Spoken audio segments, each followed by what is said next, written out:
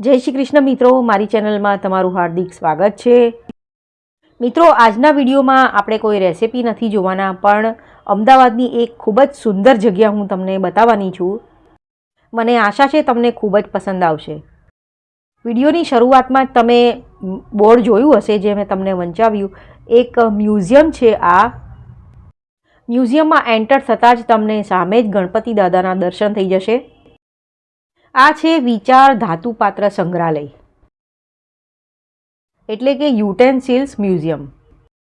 આ મ્યુઝિયમ તરફ જવાનો રસ્તો છે અને આ મારો સન છે, તેને સેલ્ફી લેવાની ખૂબ જ મજા પડી ગઈ છે।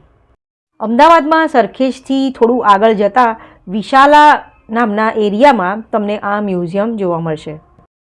ચારે તરફ હરિયાળી અને ગ્રીનરી જ તમને જોવા મળી રહી હશે। પૂરા મ્યુઝિયમનો લુક પ્રાચીન સમયમાં આપણી રહેણી કહેણી અને જીવનશૈલી કઈ પ્રકારની હતી તે મુજબનો છે।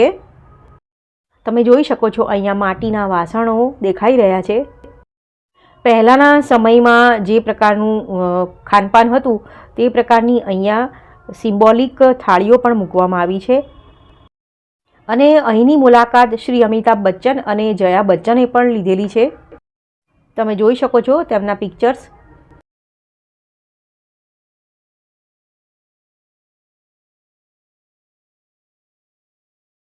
અને આ છે સિમ્બોલિક થાળીઓ।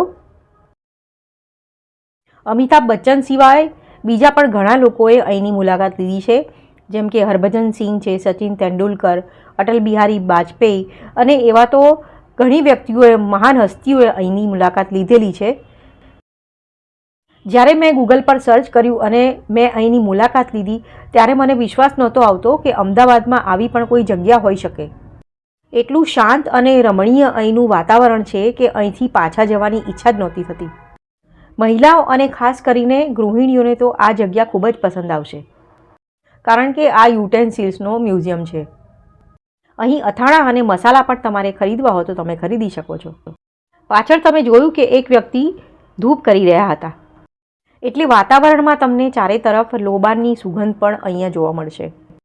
અહીં ખાણીપીણી માટે પણ વ્યવસ્થા કરવામાં આવી છે। તમે જોઈ શકો છો, ખાટલા ઢાળવામાં આવ્યા છે અને વચ્ચે એક પથ્થર જેમ ગોઠવણ કરવામાં આવી છે, જેની પર તમે તમારું ખાણીપીણી મૂકીને તમે ખાઈ શકો છો। અને અહીં એક કપડાનો સ્ટોલ તમે જોઈ શકો છો। ચણિયાચોળીઓ અહીંયા એક્ઝિબિશન કમ સેલ માટે મૂકવામાં આવી છે। ચણિયાચોળીની તમે કિંમત જાણો તો એક ચણિયાચોળીની કિંમત 10,000 રૂપિયા છે।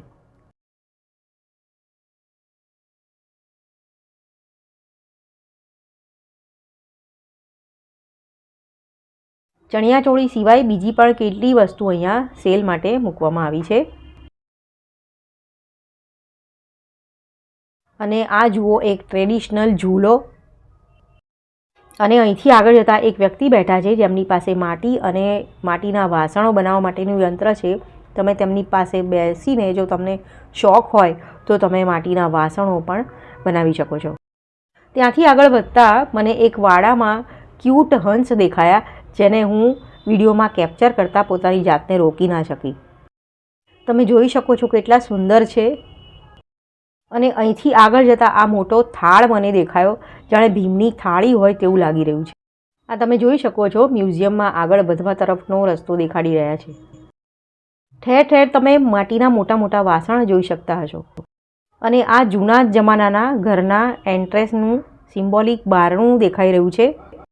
અને હવે આ વિશાલા ઓપન આર્ટ ગેલેરી તરફ જવાનો ઈશારો બતાવી રહ્યું છે। અમે જ્યારે ગયા ત્યારે તે બંધ હતું, તેથી તેની મુલાકાત અમે લઈ શક્યા નહીં। અને હવે અહીંયાથી મ્યુઝિયમની શરૂઆત થઈ રહી છે। પ્રાચીન સમયમાં કયું વાસણ કયા કામ માટે વાપરવામાં આવતું હતું તે માટેની રિટર્નમાં જાણકારી પણ તમને અહીંયા પૂરી પાડવામાં આવી રહી છે।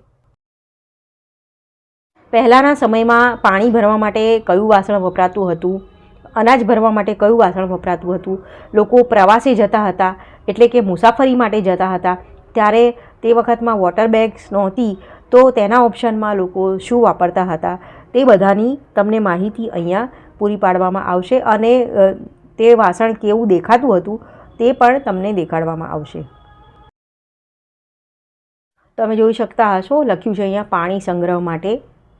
અને તે વાસણની પિક્ચર પણ દેખાડવામાં આવી છે. વડીલોએ તો આ બધી વસ્તુઓ કદાચ પોતાના જમાનામાં જોઈ હશે, પણ યુવાનો અને બાળકો માટે આ બધું ખૂબ જ નવું હશે અને તેમના માટે ખૂબ જ આશ્ચર્ય પામનારું હશે કે આવા પણ વાસણો પહેલાંના જમાનામાં લોકો વાપરતા હતા. ખૂબ જ સુંદર જગ્યા છે આ. એકવાર મુલાકાત જરૂરથી લેવી અને તમારા બાળકોને આ બધી વસ્તુઓ જરૂરથી બતાવજો કે આપણા પ્રાચીન સમયમાં કેવા કેવા વાસણો વપરાતા હતા અને કેવી જીવનશૈલી હતી. અને આજના સમયમાં જે ગેજેટ્સ છે જેનાથી ચપટીઓમાં કામ થઈ જાય છે, તેવા ગેજેટ્સ પહેલાંના સમયમાં નહોતા, છતાં પણ લોકો પોતાના કામ કરવા માટે કેટલા કલાકો તે કામ પાછળ ખર્ચતા હતા. અને અહીંથી આગળ વધતા એક મોટું મેદાન આવે છે જેમાં ખૂબ જ મોટા મોટા વાસણો મૂકવામાં આવ્યા છે, જે આપણે કદાચ આજના જમાનામાં શુભ પ્રસંગોમાં રસોઈયાઓ જે વાપરતા હોય છે તેવા વાસણો.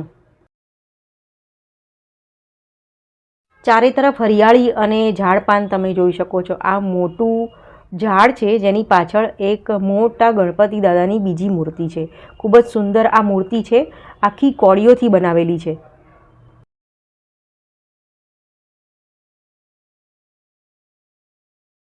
તમે જોઈ શકતા હશો અહીંયા ખલ પડ્યા છે, પછી પેટીઓ જેમાં જરઝવેરાત ભરવામાં આવતી હતી. આ મોટી દેગ તમે જોઈ શકો છો, પાણી ભરવાનું આ વાસણ તાંબાનું.